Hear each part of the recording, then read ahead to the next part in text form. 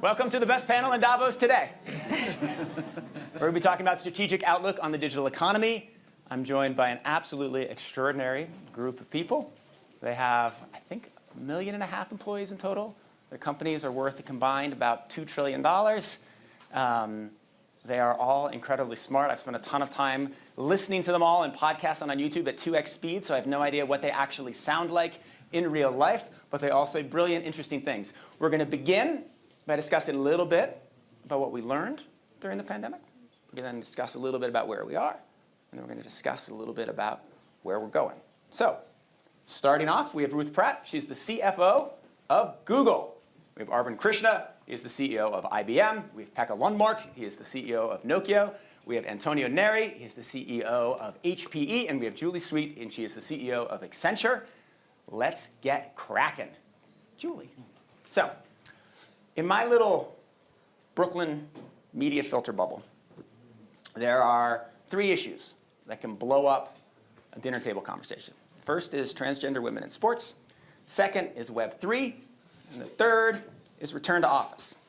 Bring any of those up and people just start fighting, even if they agree on everything else. So you've done a lot of research on return to office, and you found some crazy, interesting things. So tell me what you found in your research, and let's figure out whether we can get this right. Great. Well, first of all, I had 800 leaders together for the first time since the pandemic 2 weeks ago, and we did not have one topic about return to office. Right? And why was that? Because what we found is the most important thing is about how people feel, whether they're in the office or not. So we have a leadership essential about caring for people personally and professionally. And for the first time in 2 years, we got together, and the first topic was that topic. Mm-hmm. We had Michael Bush from The Great Place to Work and Michael Phelps talking about mental wellness and peak performance. And so the first thing I would say is we need to move away from talking about being in the office or not in the office and really focusing on people. And the research we released actually today would tell you, so it's recent research, that only 1 in 6 employees really feel connected. Mm-hmm. And the scores were not better for those who were returning to the workplace. And so I think that should be a lesson, that it's not about spaces and places, but how you are connecting. Were the scores worse? The people who are coming to the office feel less connected. That's what we found. Now, that was very controversial because everyone said, wait a minute, that's not what we're hearing. But this is research that's not anecdotal, and it's persistent, right? So we have a philosophy at Accenture and what we're helping our clients do, and it's called earn their commute. And so my guess is, for those companies who are thinking about when they bring people back, is there a purpose, right? Have they earned the commute? Those people who are probably feeling more connected, right? Well, so is that convincing? You guys are all going to send your employees home, shut down Google's new beautiful offices? I actually think the point of earn the commute is the right way to think about it. So when we look at return to office, the key word we're using is experimentation, because we think it's too early to know after 2 years of something that's never been done before what people really want. And we're experimenting on what's the structure of the week. We're experimenting on how we use space. Space has to be about bringing people together and collaborating, so we have walls that move and you can convene in different ways, and we're integrating Google Workspace and technology. And it's about being deliberate about how you lead. So it's not about being in the office just to be in the office. It's about being there for a purpose. And so I do think it's too early to judge, but we do need to experiment. And I would also underscore Julie's point. High on that list is making sure we continue to focus on wellness, because it is continuing to be a real tax on all of our people, and in particular as they're thinking about how do they manage children. And so focusing on wellness and wellness benefits we think is key. Well, I think return to Davos has totally been worth it, much better than the last Zoom Davos, so I'm down with that. Antonio, let's talk about, you wrote a piece for the forum, and everybody probably read it, it appeared yesterday. And in it, you said something that I didn't understand, but sounded awesome. You said that companies should start putting data on their balance sheets. What did you mean? Or that they will. Maybe not that they should, but that they will. What does that mean? Well, it means that today, data is the most precious asset you have. You think about the digital economy we all live and operate. what we all realize, we are entering the new age of insight. The new age of insight is how we use data to advance societal challenges. It's not just a business. And we, as a leadership of amazing companies, you have the responsibility to work with the public sector to figure out how to use that data to solve some of the societal problems we will live: climate, inclusion, diversity, connectivity. So to me, and obviously cybersecurity goes with it.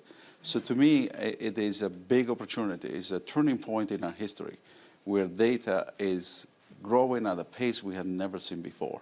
However, we have to move faster and extract the insights. And I believe at some point, as I said, that data will have to be recorded in the balance sheet, not different than any other asset you have in your company, buildings and other intangible assets. So that's why it's so important we focus on that data. Well, explain a little bit the process of how we get from here to there. How would you actually, tell me a little bit more about how you would value your data. A building you can figure out, there's a market and this building is worth this. Yeah. How do you figure out your data? Well, I think if you think about it for a moment, right? So we use data for different means, whether it's to improve cybersecurity, to improve revenue streams, to improve experiences. We talk about here the future of work, right? So it's all about providing a digital experience to employees to do their job in an integrated way in our culture of the fabric of the culture. So once you think about the value of data, if it has a return, that insight has a return to improve revenue or to reduce cost, eventually you will be able to calculate how much that return is and then eventually record that in your balance sheet. Not different than any other thing you put, my building is worth $200 million. Great. Well, now that data has a tremendous value. Why not put it on the balance sheet? You guys all run balance sheets. You going to do this? She's the CFO. You look skeptical.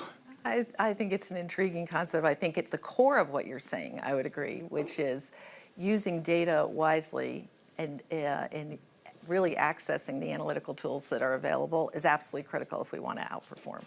And one of the things that we're excited about is the fact that there have been these breakthroughs in the way we're looking at things. For example, Google Translate, one of the biggest breakthroughs we announced at our most recent developers conference, where we now don't need the full corpus of data that we previously had in natural language translation. So we just announced that we have introduced English Bengali translation using very limited data. And this type of move says that we're going to be moving more rapidly with the limited data that you have. We just announced that we are going to have 24 new languages, 300 million people will have the ability to have natural language translation, Google Translate.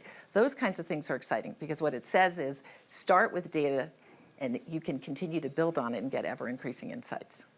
That's interesting. So it suggests if data is on a balance sheet, having less data will become more valuable in the future. Or not, data itself will become more valuable because you'll be able to do more with less. But also the value of the data will depend on the intelligence of the company, because a not intelligent company with a lot of data, you can't really value that much. Real estate's the same for everybody because you just put it out in the market. Data is what you can pull out of it. Is that the right way to think of it? Yeah, but listen, storing the amount of data we have today costs money, right? Yeah. You have to store it. You have to make a compliance. You have to bring governance around it. Hopefully create data pipelines and eventually run the algorithm that Ruth just talked about it, right? Mm-hmm. There is a whole value chain there that eventually need to understand the cost and the opportunity to generate return from that data, and not different than we do in other parts of the business. All right. Pekka, I'm going to move to you. And Pekka's in Davos, and he says every single conversation and every bar he's been to, he's been asked about the Russian border with Finland. And so that is the only thing that is off limits in this conversation. We are not going to talk about Russia and Finland. So instead, we're going to talk about the industrial metaverse. We are extremely excited about the industrial metaverse. What is it? Why are you excited about it? And how will you help block the Russian invasion of Finland with the industrial metaverse? Thank you for avoiding the subject. I would actually like to build on what Antonio just said when you said that we should put data on our balance sheets. In a way, I agree. I need to discuss with my CFO how we do that in practice. But the point is that only a small fraction of industrial data in the world today is utilized. I mean, the industrial machines, the CNC machines, turbines, generators, you name it, robots, they produce massive amounts of data. And we are not utilizing that data. So we need to connect these machines. We need to crunch the data and make sense of it with the help of AI in the cloud. And why is this important? there's no green without digital. We need to connect the digital agenda and the green agenda. And by using the data, we will be able to significantly improve the productivity and sustainability of our industrial processes in the world, which are the key reasons for the sustainability problems that we have, but not only sustainability, also equal access to work, equal access to opportunity, everything. Only 30% of the world economy is digitalized today, and if we want to take care of this world, we need to digitalize the rest of the 70%. All right, so I'm going to go back to the industrial metaverse in a second because I do want you to define it and explain it, but first I'm going to ask Arvind to comment on that. Explain your hypothesis for how we can best use data, best use the digital economy to help us meet our climate goals. And then we're going back to the industrial metaverse because I'm not going to let you out without explaining it. Arvind. Look, when we look at climate data, first of all, we're all obsessed, at least from the media and the policy side, on transportation. But transportation is what, 14%, 16% of all of pollution, and true sustainability is going to come from cement, steel, agriculture, industrial goods, and so we got to attack that whole problem. So going back to what Pekka just said and what Ruth was implying, you got to collect the data across all these things to begin to understand what are you going to do. And it's only when you attack the whole problem are we truly going to make an impact on sustainability. Should we go more circular? What are the innovations needed to be able to capture carbon? Should we get more efficient? We know that 30% inefficiency exists upstream, and there's another 30% downstream. We can go capture those. And as we begin to look at the data, we'll be able to decide which of those problems is the most attackable in the near term and which one needs more innovation and more invention in the medium term. And that is why, to me, the data underlying all these is what is going to go make the difference to how we begin to attack these problems. So tell me something that will surprise me, anyone here, about how data has been used to reduce environmental impact or to reduce CO2 emissions. Tell me something that you've seen. You said, oh, that's interesting, we'll do this. Oh, really? Very simple. So we worked with a bank in Australia. We just put simple sensors into all of their branches, and you'll be shocked. 30% of the time, the air conditioning is running full blast in the middle of the night with no people. Lights are on all the time. You can go save 30% of the energy consumption because you shut it off at night, and that's you save money and you're good for the environment. Really simple example. This is why there is so much low-hanging fruit in data. Forget the more deep stuff, which will even add more. Why do we flare methane off upstream? Why don't we collect it and give it? There's a shortage of natural gas in the world. Two simple examples. Methane sensors cost $1 each. Anybody else want to jump in on this question? I know it's dear to all of your hearts. Ruth? I would say one of the most valuable assets we have is geospatial data, because when you combine geospatial data with data analytics and AI, it opens an understanding that can yield all sorts of results. So for example, we worked with UPS. They wanted to understand how to optimize the routes for their fleet of trucks. The first thing that we uncovered is we could save them $400 million a year by getting more efficient routes. But what does that do? That also reduces fuel consumption. We're working with Unilever. They wanted to understand what's going on with deforestation through their entire supply chain. And again, with geospatial data, data analytics, and AI, we're helping them look through the supply chain and understand what's going on, deforestation with one of the most important ingredient products, palm. And so this geospatial data, we're also using it with cities. We're giving them an overview of what's their carbon footprint from the built environment and transit. Geospatial data for every one of us can help us understand what we're doing and how to optimize. Nick, I think what's important is this is a massive paradigm shift. This discussion blows up the idea that you have trade-offs between good business and societal benefits. And even this panel still talked about trade-offs. It's really about synergies. And so what's the biggest hope that we can actually change on sustainability? It's the fact that IT spending today is 5% of the GDP, and in 2030, it'll be nearly 7%. And so if we actually change the ways of working, so that the same people that are making decisions on we need to cut costs in our logistics and those that understand sustainability are working together, that when you're digitizing manufacturing, you've got the expertise in power as well as automation, put together. And that's not happening at many companies today because they're siloed. Those thoughts are different. And that's the role that we have to play. And I think the World Economic Forum is playing in sort of bringing these things together. But we're really moving from trade-offs to synergies. And that is a big shift. Let's talk a little bit about some of the missing data. That's super interesting. I want to get back to trade-offs. I was struck thinking about data as you were all talking that there's all this data in the world. We should definitely share it. We can learn all these things. It's really important. You guys are all doing a great job at it. But there's one giant thing missing, which is China, right? Is there anybody from China in this room? We're here at the World Economic Forum, and we're missing a big part of the world. We've got all the world's data, but Google isn't really in China. How do we actually make progress using data to solve these problems without any Chinese data or tech integration in China? This is a simple, easy question. Anybody want to take that? This is where we all say, not it. Arvind, you are eager to go. Look, if I look at most of these problems, if you have about 80% of the data, you can go a long way in terms of solving the problems. Now, are you going to implement it in a given country? Now you get into all of the regulations and all of the politics. But that should not stop us from trying to solve the problem. If you solve carbon sequestration in the United States or in Brazil, I'm willing to bet the same science works in China. So I'd rather make that bet and then be an optimist that says if people are going to go see a benefit, then they're willing to go do that, than to say, okay, I got to wait for everybody to come along for the ride. That's never going to happen. But wouldn't you be able to do a better job and a quicker job of solving carbon sequestration if you had data on how carbon sequestration works that was shared across the entire world instead of missing a huge part of it? I think that if you generally have 60, 70%, you can get almost all the way there. It's not that you need 100% of the data to do something. I mean, to go back to Ruth's example on English, Bengali with a little bit of data, the fact is there's a lot of commonalities. So would those scientists help? Sure.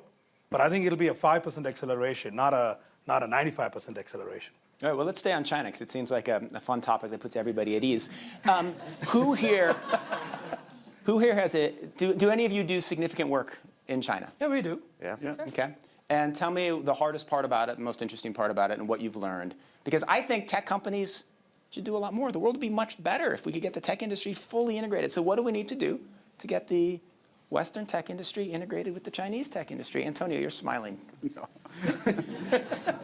Well, we have a unique setup in China, which is a partnership of sorts that we decided in 2015 that it would be better served to work in China with a Chinese champion than being a multinational in China. But that's more a structure that allows us to participate in the second largest market and probably the fastest growing market on the IT planet, on the IT side.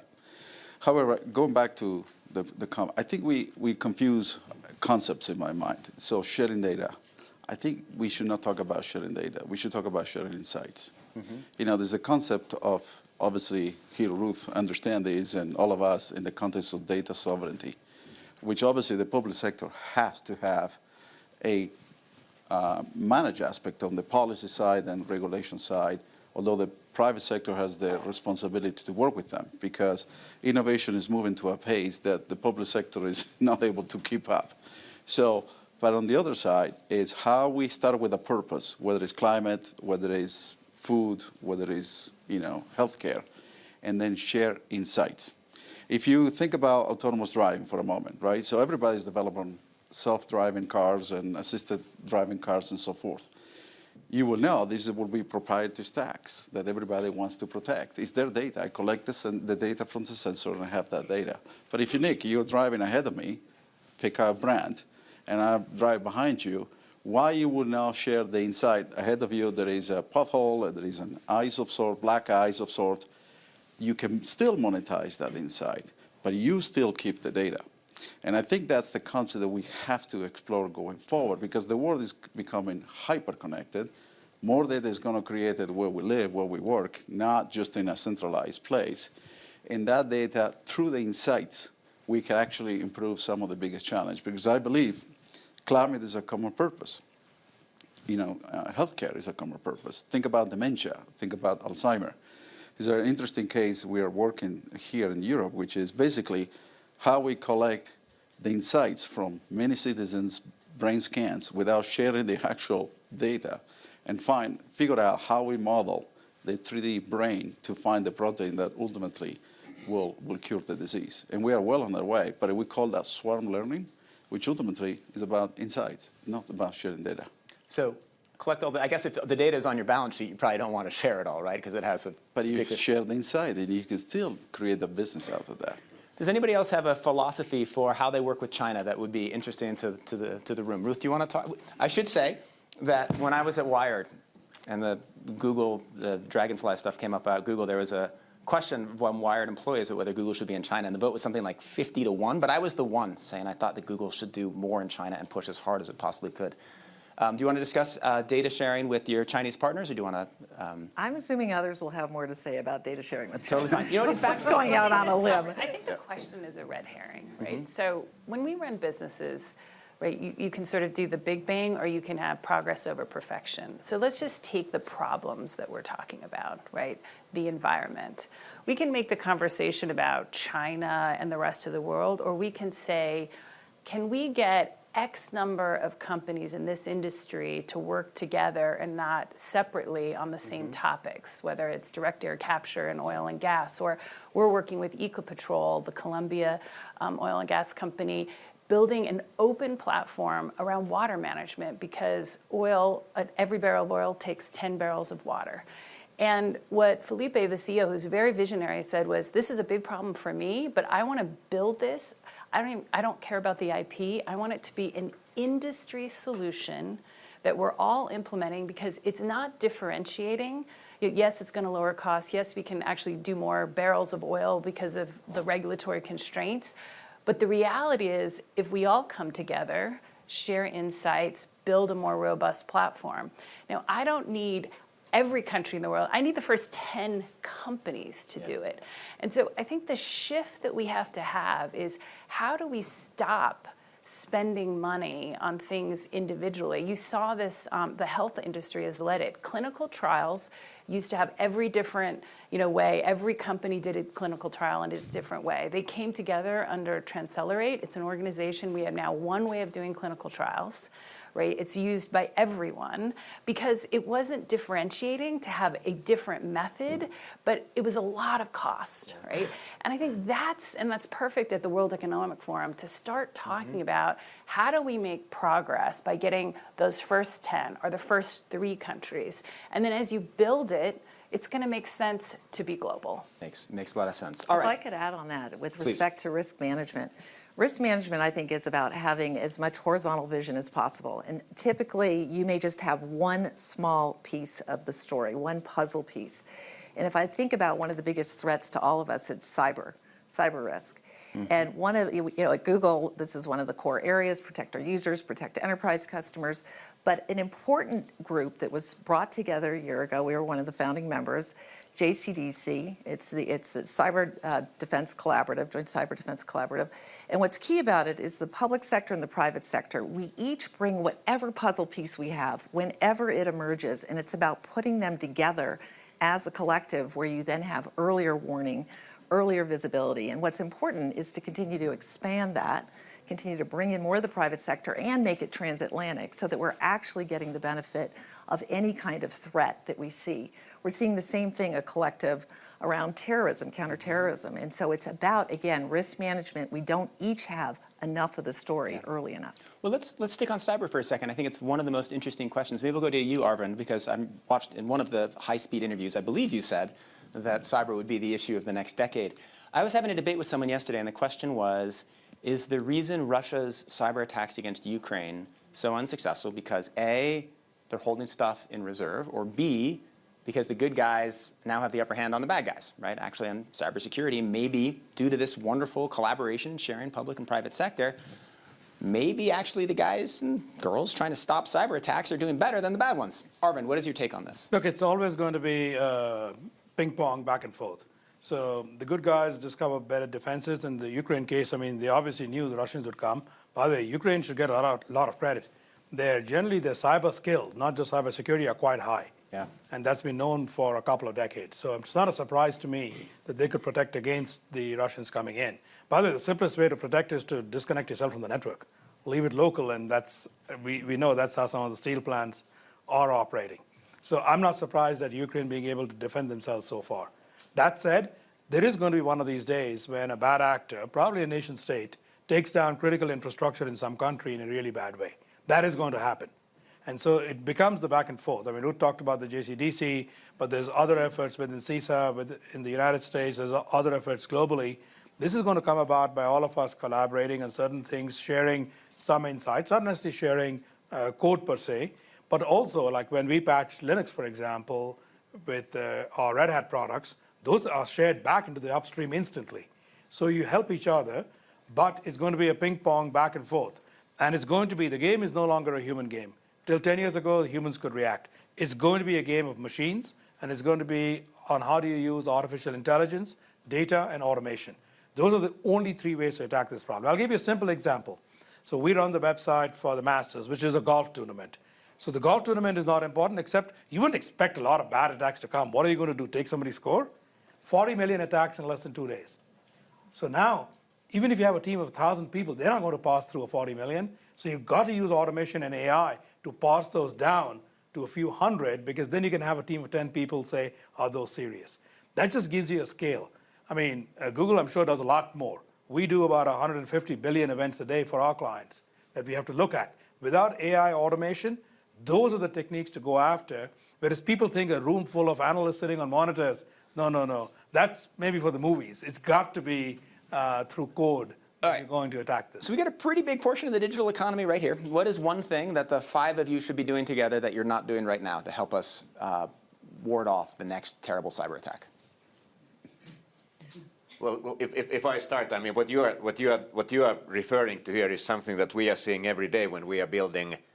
I mean, we are building the technology, the network infrastructure, technology, the communications networks, both for wireless communications and the fixed broadband connections. So, I mean, there's a massive increase in interest and requirements from our customers, from operators, from governments, from enterprises. I mean, what we are now doing is that we are building the security not as an afterthought, as it used to be, but it's now going directly into the core, very core of every single product that we make, all the way to the chipset level. I mean, you need to have a zero trust attitude to everything in cyber. And even then, you have to assume that bad things will happen. And I fully agree with you that it is only a matter of time before we are seeing something going to see. I mean, this Russia situation in Ukraine, including then Western Europe, I mean, we are all prepared and we are monitoring all the time, but not that much has happened yet. But does that mean that nothing will happen? No, that should not be our attitude. What is the most interesting attack and the most surprising attack? Has somebody tried to build a backdoor in any of your systems? What have you found that's surprising and different that we don't know about? It is really the machines that are attacking in a systematic way, all the different servers, cloud servers. They are attacking our switches, our routers, our radio base stations throughout the network. And we are seeing that the intensity and in a way, the intelligence of these attacks is increasing all the time, and fully agree. This is not something that human people will be able to solve. I mean, the attackers, they are machines, and the defense also needs to be made by machines, not by human. You will see, Nick, that 85% of attacks are not what we consider the core infrastructure per se. They're coming through sensors, they're coming from fire alarm systems, they're coming to things that you would not imagine, because those are now exploding through the part of the growth of IoT. And that's why, yes, we can start with a zero trust as a principle by which you build the hardening of the system, but then you have to take care of everything that's connected to the network. And, my Google password is 20 letters long, but my Nest password is 1, 2, 3, 4. So I see why the attacks are coming. So Nick, we can go to the metaverse in terms of what is something new and different that we could all work together on, that actually the World Economic Forum wants to lead on, and that is the responsible metaverse, which the metaverse is in very early stages. And we are talking about, and the WEF wants to help lead, what is a responsible metaverse, so that we learn from the past where we had to retrofit a lot around security and the human dimension. So it's around trust, so it's security, data, data privacy, data rights, ownership, and identity on the trust side. And on the human side, it's about diversity, inclusion, belonging, accessibility. These are areas where we can build into the metaverse now with standards and policies across companies. to enable the metaverse to reach its full potential, which it is, there's a ton of potential, which I know you wanted to talk about. Hopefully you've gone to the Global Collaboration Village that we helped build here at the World Economic Forum that shows how you can actually immerse yourself in problems and collaborate differently.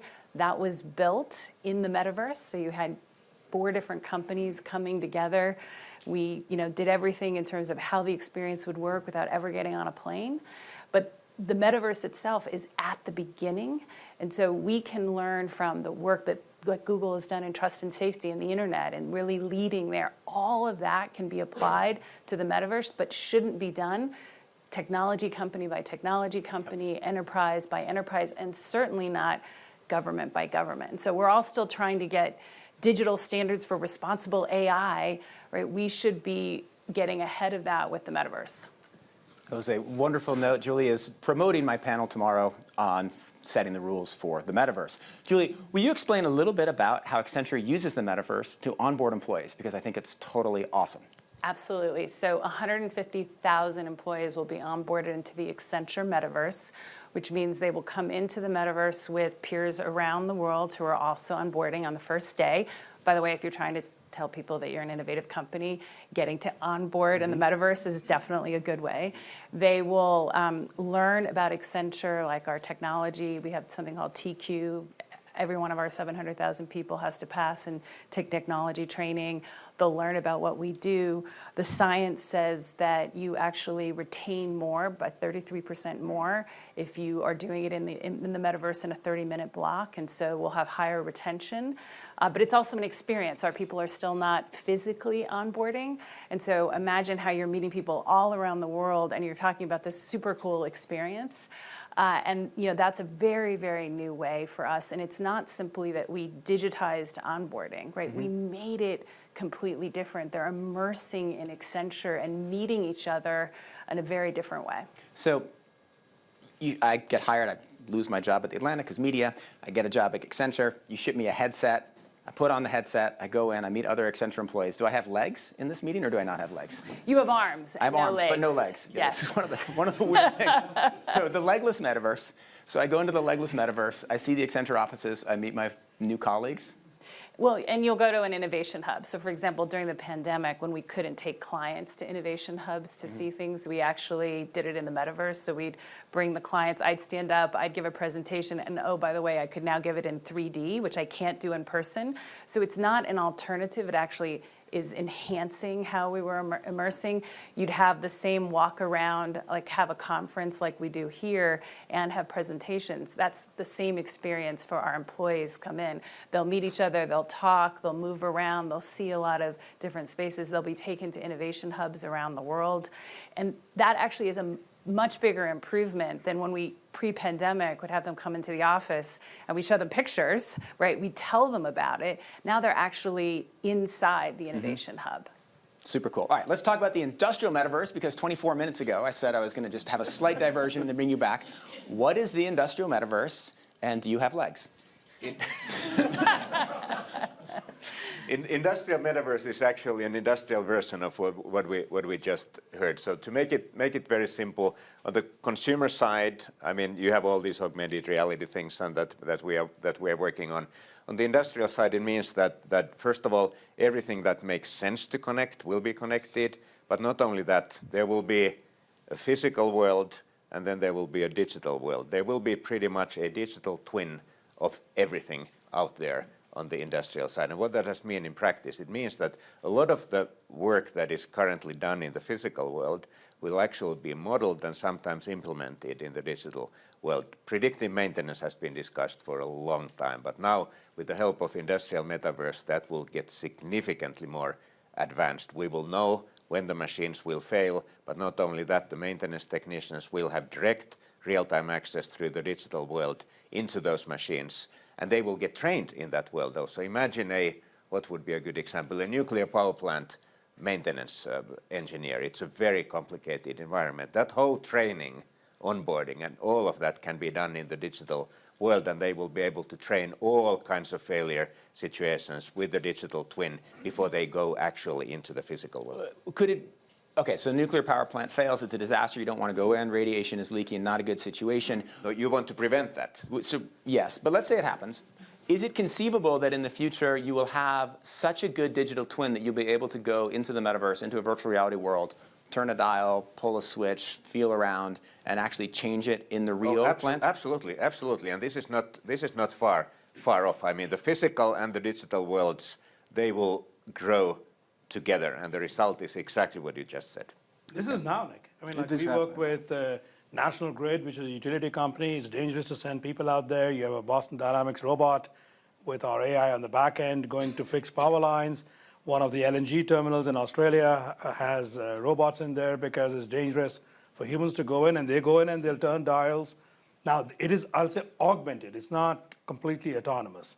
So the robot is feeding camera signals, other signals back to an operator or an engineer. They're telling the robot what to do. But the AI is also making recommendations of what to do. So this is now. This seems extremely cool. Okay, It's happening now, even in the data center space. It's augmented reality. We use it all the time to repair systems. So let's talk a little bit. Julie mentioned we want to set the rules for the metaverse. We want to set our priorities. We want to get everything right because some people believe that not all the rules have been set exactly correct for the tech sector over the last 10 years with maybe some consequences. What are the choices we need to make now around the metaverse that will affect how it develops in a beneficial way? Anyone can take that. Ruth? Well, if you build off of the work that was done around AI ethical principles, I think you have a starting point. And one of the points that we've spent quite a bit of time on is if you just replicate the world we live in today, we'll recreate and propagate all of the biases that have been built into society. So you need to include humanists, social scientists. You need to bring different perspectives and marry that with computer scientists so that you can actually start to ask yourself, what are the issues that we need to protect? That's one of the core starting points. Mm-hmm. Great. And another one is really, I mean, we need to get the regulation around this thing right, and there's some worrying development going on, for example, in the European Union at the moment, where obviously, for very good reasons, there is a strong desire to protect personal data and the way how that is used. But I'm arguing that if we are applying the same artificial intelligence regulation to the data that a turbine in a power plant is producing, we are going to fail. A turbine does not need the same type of personal protection as a human being. And it's very, very important that we get the regulation right. That seems like a winning argument. Are you not able to persuade regulators of that? We've been trying, but sometimes it's harder than you would believe. Mm-hmm. The identity of both persons and things. And so the technology is not entirely there, but ultimately metaverses will be interoperable, and you'll want to move your person, your identity, and also your things. You've heard a lot about NFTs right across. So there's a lot of questions around identity. There'll be other technologies like blockchain that'll probably be very critical. We're meeting with, Interpol, for example, to think about identity and identity theft, right? So getting the standards for how you protect the identity, how you actually are able to bring it, and how you protect yourself against, fraud and the stealing of identity will be absolutely critical. And that's something that we're going to need to solve together. I mean, I worry about that because if there's going to be a perfect replica of Nick Thompson in the metaverse, I really don't want that hacked. Somebody else going around creating all these clones of me doing all kinds of terrible things. But I'm glad that we're going to be able to solve that. Let's move to another big and exciting topic, which is quantum computing. I'd love to get all of your sense on where it's going, the problems it will solve first, what are the things we need to deal with now. Arvind, you are an expert on this. When are we going to have a real working quantum computer that does something interesting and important that a classical computer cannot solve right now? Yes, that's the last part. So we have working quantum computers now, but they are still inferior to classical computers. So I'll say it that way. 2023, we'll get 1,000 qubits. 50% chance it'll do something. Very quickly, explain what a qubit is. Since maybe everybody knows what a qubit is. It's Davos, but explain what a qubit is. A quantum bit. So classical computers work on normal bits. So think of a qubit as being somewhat approximately telling you the power of a quantum computer. And is it at 1,000 or 5,000? Somewhere in there, a quantum computer is likely to cross over what anything classical can do, but cross over in a way that probably classical cannot catch up to. So that is why that is an exciting time period. The problems, actually, we just talked about sustainability. So number one, it's going to be able to work on new alloys and new materials. Probably pharmaceuticals are way down the road because there's a bit more complexity in life and death issues. So I'll phrase it that way. Optimization, you talked about the fleet management problem. I think there'll be applications to AI and search, but I think on search, I think Ruth and Google will be far more expert than anything we will do. I think one of the big problems is going to be around climate change. By the way, plankton consume more carbon dioxide than everything else. It's a pretty simple mechanism, but there's zero chance that classical computers are going to figure out how that works. I have a hope that quantum computers can, because you're operating at biochemistry levels, and that's what quantum computers do. They mimic what is happening at the quantum mechanical level. And so there's a chance that they can do problems like nitrogen, carbon dioxide sequestration, because that in the end is a materials problem. Wait, explain what you mean about plankton. Why can't a classical computer model what plankton does? Well, a classical computer, I'll take the caffeine molecule. I'll say the caffeine molecule is a little bit simpler than plankton. A caffeine molecule on a normal classical supercomputer needs a computer the size of this planet. Mm-hmm. I don't think that's going to happen. Mm-hmm.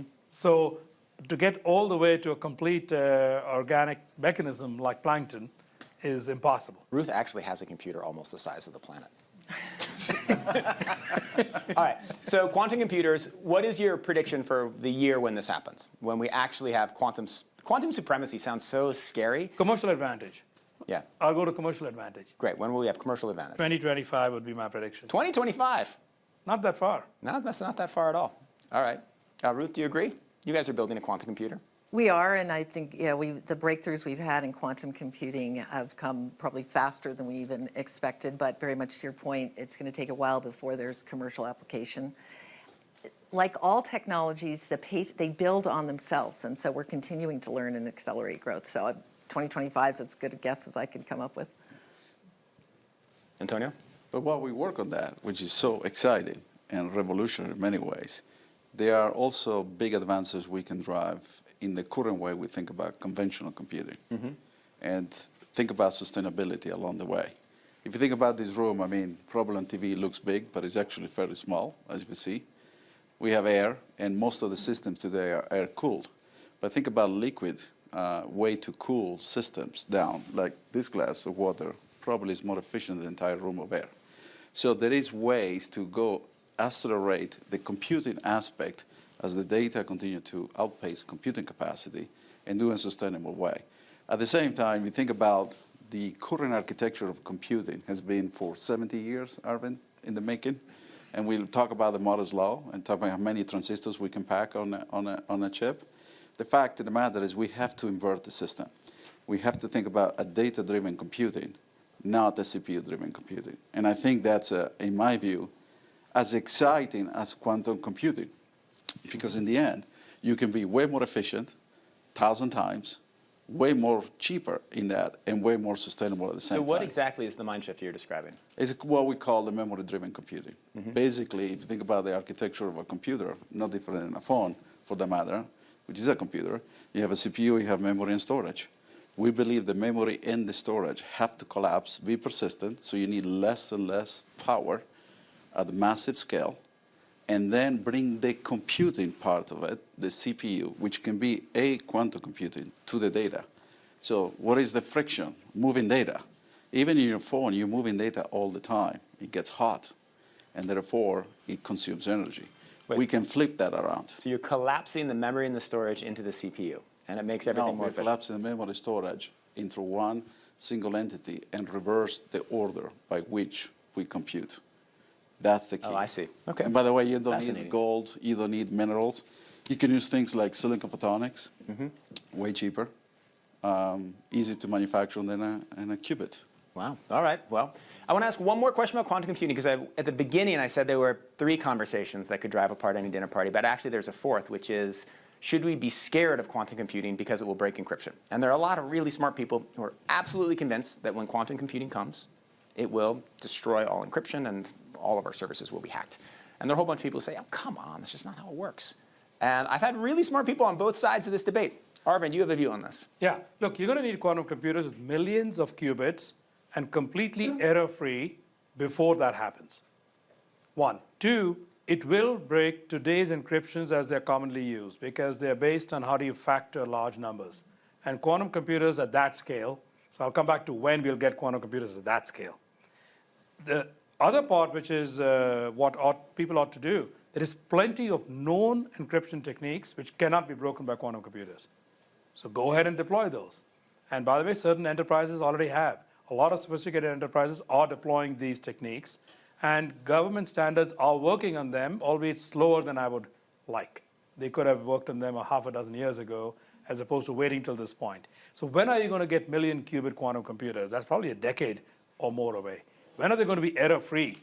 That's where there's a big debate. Some people claim never, and some people say... But you don't actually need a quantum computer to be error-free. You just need enough qubits so you can compensate for the errors, right? You begin to blow up in terms of how big it gets. So right now, people say you'll need like 10 or 100 qubits for every qubit if you wanted to sort of emulate something that is error-free. Okay. So I think this is at least a decade away, and I'm not worried about it because if we change now on the encryption standards, then it can't break it. Pekka, are you hardening your industrial systems for future quantum attacks? Well, I mean, as I said, security is now inbuilt in everything. And going back to the quantum question, this will be highly relevant for the communications networks as well. Right now, we are all building 5G networks, as we know. But by the time quantum computing is maturing for commercial applications, we are going to be talking about 6G. And 6G will hit the commercial market around 2030.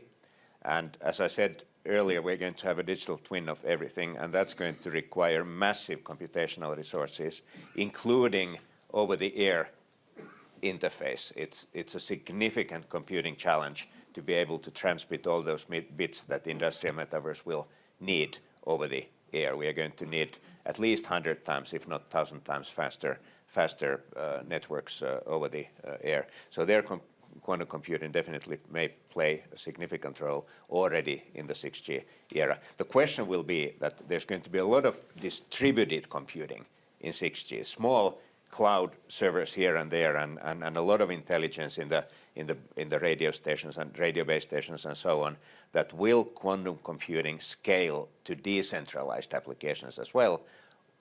Or counter argument, how long will it be relevant only for massive centralized data centers? That's something that, at least to me, is still an unanswered question. Super interesting. My hope beginning this panel is that we'd be able to get to a point about 6G quantum attacks on the industrial metaverse. So I'm delighted that we're able to slowly get ourselves there. If there is a tool, there will be a bad guy who will use it. Yeah. So we're going to move to audience questions in just a minute, but I do want to ask a little bit about where we are right now. So maybe I'll go with you, Ruth, which is a lot of fear of a recession, tech sector. All of your stocks are down. Well, not actually all of your stocks are down over the last 6 months, but most of your stocks are down over the last 6 months. Fears the recession. You have a fabulous reputation for economic forecasting. Where is the tech sector going to go in the next year? Maybe we'll talk a little bit about that, and then we'll go to audience questions for our last few minutes. You know, having lived through a lot of cycles, I think what you see is you come out the back end. And if you look at anyone through the lens rearview mirror, you can see that it's a blip. And that may sound like it's a cop-out in answering your question, but I think the things that we've talked about here are going to transform lives for our children and grandchildren. And if we don't keep our eye on them and keep investing in them now, we're going to be missing the opportunity to deliver those breakthroughs. So as long as each company is focused on deep computer science and how that can be transformative, there will be cycles. There will be volatility potentially in the interim. But I think it's our job as leaders of this to look through it and keep investing to deliver. And so short term, long term, we're focused on the long term. Does everybody peacefully agree with that? I just saw a lot of smart. Very well said. Fully agree. Technology is a secular, not a cyclical trend. We will see cycles, and there are worrying signs in the air at the moment. None of you CEOs wants to say we should panic and quickly sell everything and move to cash. No. We just need to be careful. But the good thing is that the technology towards the metaverse, I mean, that is a secular trend, and it will not go away. All right, let me ask one more question, then we'll go to the audience questions. Is there any massive technology trend? You said that we have to keep investing in the future for our grandparents, that we have not talked about. And our grandparents. Well, they're all going to live to be 150. That's true. We do have to invest for our grandparents. Based on the life sciences panels I've been on here at Davos, we're all going to retire at 60 and live to 150. Is there any technology that will be hugely transformative for our grandchildren that we have not been discussing here that we should discuss? in our remaining Biology and minutes? competition brought together. It's going to change how personalized medicine is going to work. I mean, right now medicine is very statistical, not really personalized except for some very rare cases. So how biology and competition come together, and to give Google credit, they did some really good work with their DeepMind on the genome sequencing. Yep. I think that's a very early example, but I think that's like the very early drop, and there's a whole ocean waiting behind it. I think that's going to change how these two sciences come together.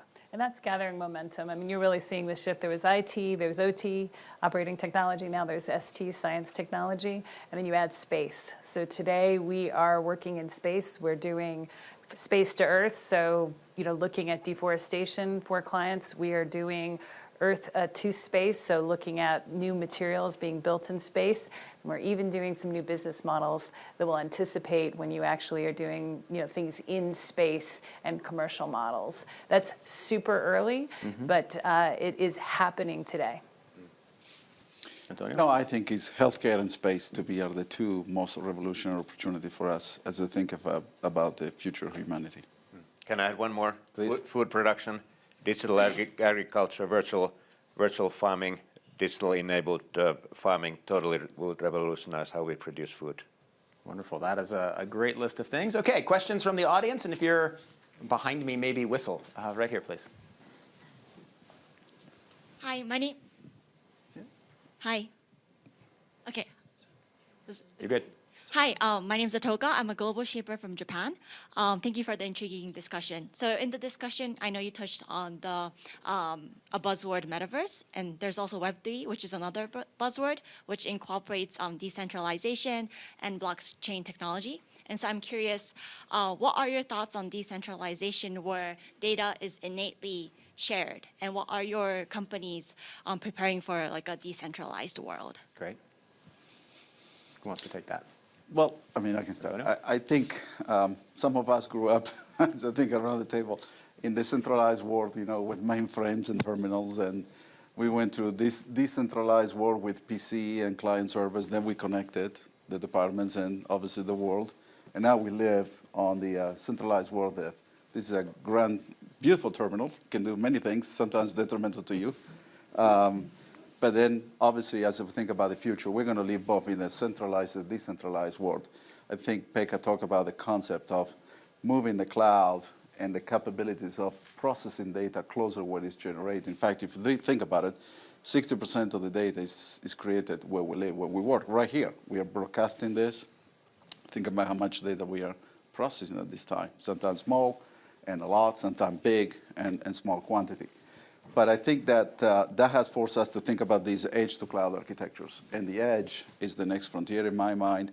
Think about driving digital transformation starts with the on-ramp of secure connectivity. If you're not connected, you're not participating.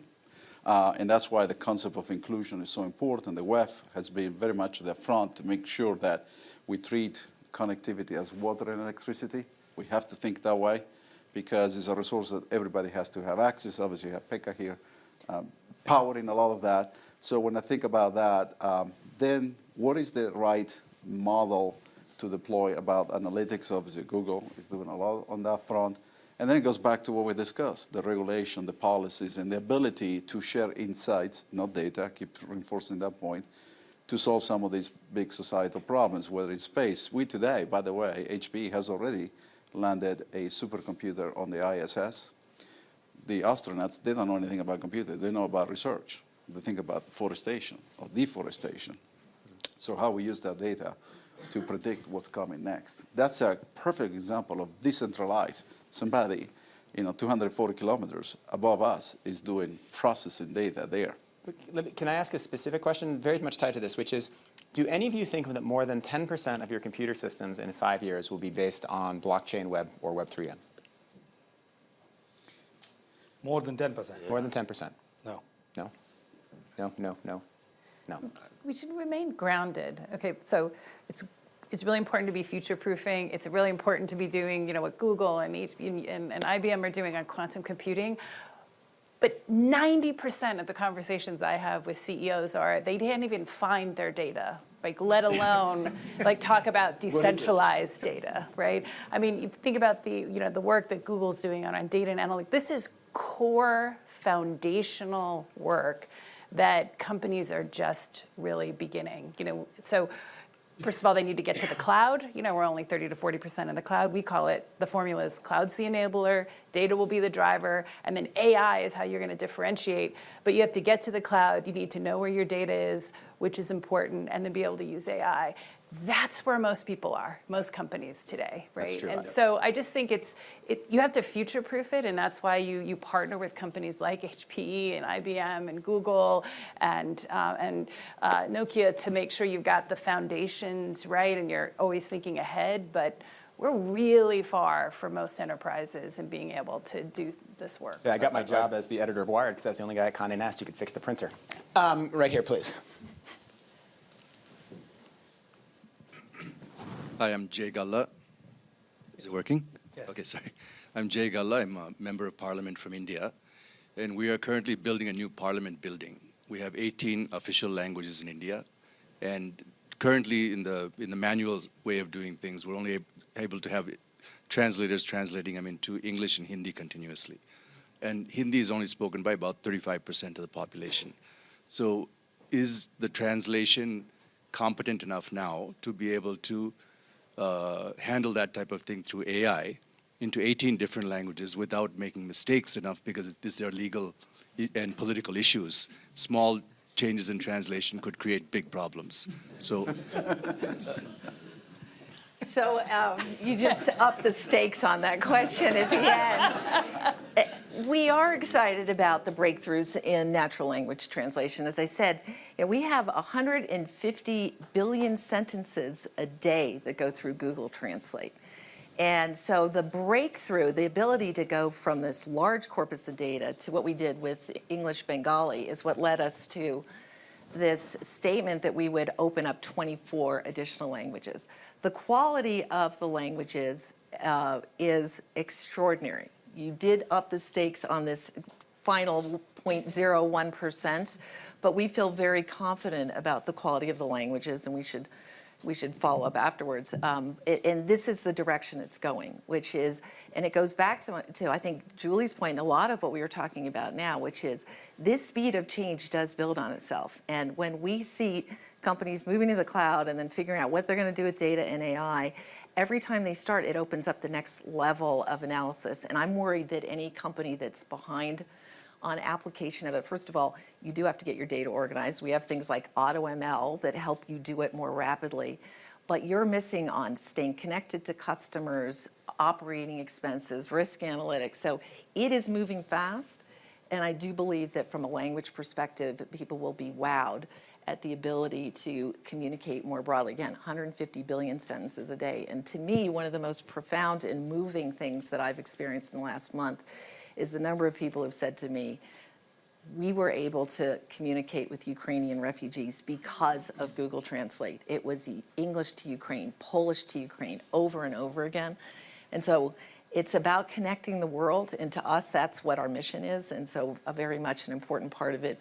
And I'm sure you would appreciate with our CEO, inspired by the number of languages and the opportunity to work in India. And can I build on Ruth's point? Please. I think that the legal and the regulatory frameworks have to catch up to the technology.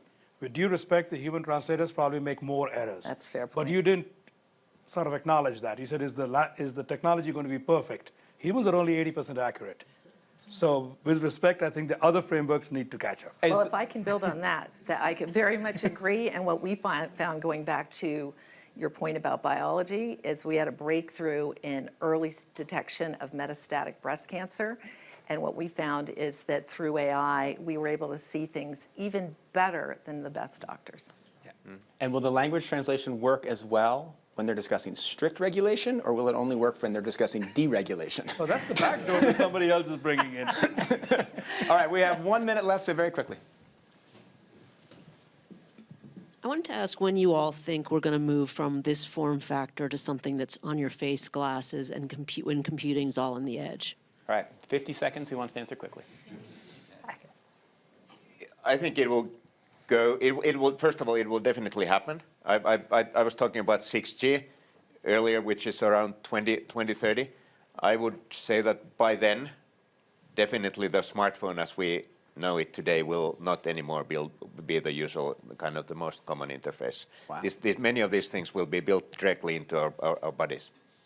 And one of the important statements we've, I think, made at our most recent developers conference is that we believe that one of the big advantages of augmented reality is actually solving problems here on Earth, and it will be things like having glasses and being able to translate as you speak with glasses, and those are very close. Holograms will be very, very high quality in the era of 6G. I've already seen 5G-based hologram demonstrations. They already work. But then with the next generation technology, I mean, we could be having this meeting so that in reality we would be sitting in different parts of the world. All right, well, I've enjoyed seeing you for the last time I'll ever see you in person. I look forward to seeing you in the next Davos. Thank you very much to our amazing panelists and a wonderful conversation.